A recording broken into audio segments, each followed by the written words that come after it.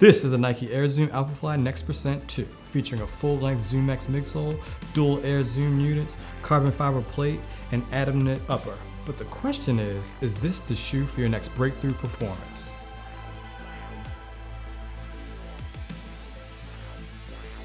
Hey, what's poppin'? Jordan Thomas here. Released on July 15th for the broader public. I purchased these a few weeks back and have ran the key workouts such as tempo, interval, and long run. Beginning with the box, you start with this performance white. Look, when you look good, you feel good. When you feel good, you're definitely gonna run good. And just the presence of this box lets me know that this is gonna be a fast shoe. When you open the box up, what is this? To my surprise, we got the white Nike racing bag back. This to me signals that Nike is not only taking this shoe very seriously, but it's being treated as the most premium shoe that you can purchase from Nike.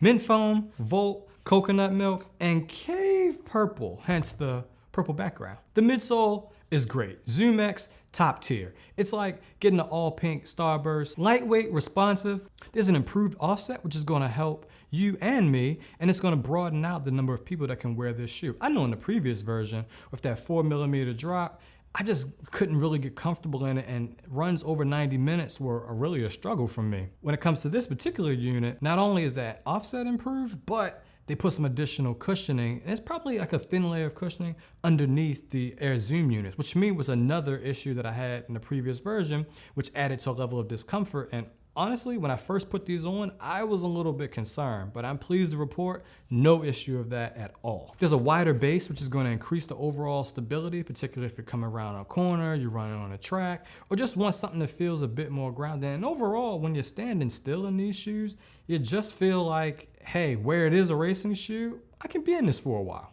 And of course, you've got the carbon fiber plate there with the branding there, fly plate, which I think is just another nice touch, and Nike just understands the assignment when it comes to just making premium looking things.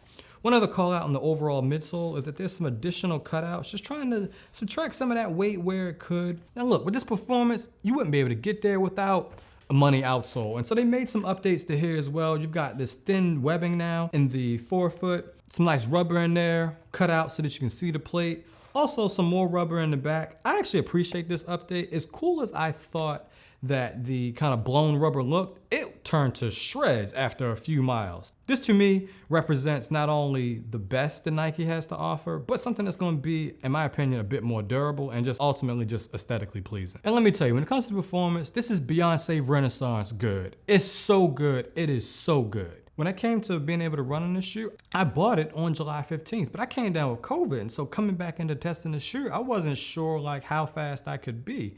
And so I think that I've always had the perspective of like, oh, if you run fast, you know, you really enjoy this shoe.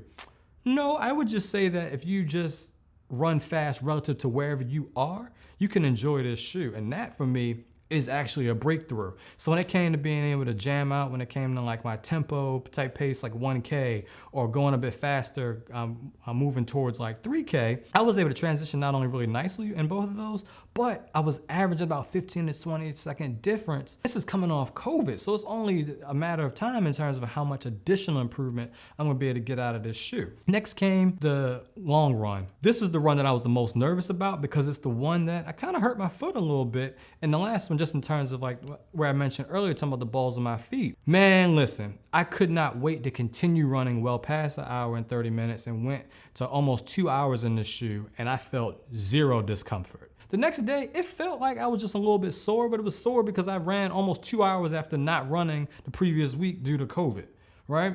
So when it comes to looking at a shoe in terms of like the overall performance, this is the one.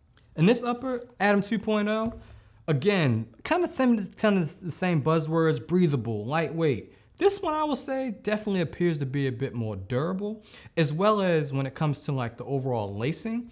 There's still those notch laces, but there's also some additional reinforcements around where the eyelets are. Also, you've got, again, double pull tabs, makes it easier to put the shoe on, take the shoe off. You've got the various cutouts that are necessary, the very cool looking swoosh that you can see from the front. And then when it comes to the overall like fit, I went with 11.5, which was chef's kiss type good. Good amount of space in the toe box. I could get like a nice secure feeling across the midfoot.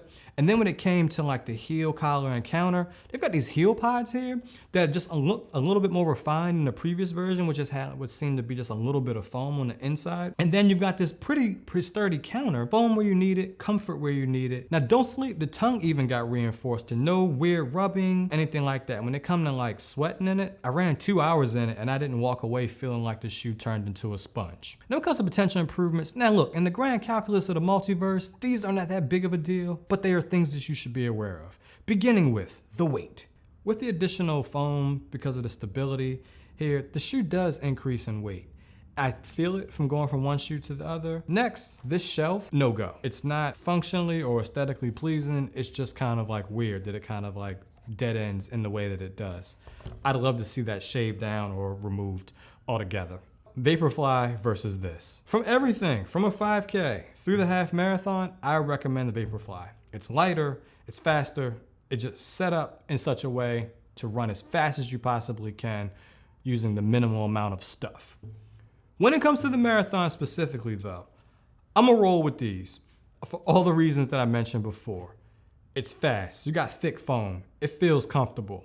I'm not gonna really sweat too much in them. The double pull tabs, it's just everything here that I want in order to do a marathon. And as a matter of fact, I'm gonna be doing the Berlin Marathon. So there's no better way for me to get my marathon debut in a shoe like this one. And besides, like, it's a once in a lifetime experience. I don't care how fast I actually run in the shoe. I just wanna have one of the best tools available in order to do it. So when it comes to a recommendation, here's what Kipchoge says about it. Everyone wants to recover fast and to improve their time. So I think any serious person with a goal should try the Alphafly too. Listen, your goal doesn't have to be serious. You have to be serious about getting it. So whether your goal is to BQ or just finish your first marathon, feel comfortable that you can have a breakthrough opportunity in these shoes. If you're looking for a training shoe to partner along with this, check this video out. I'll see you next time. Jordan Thomas, peace.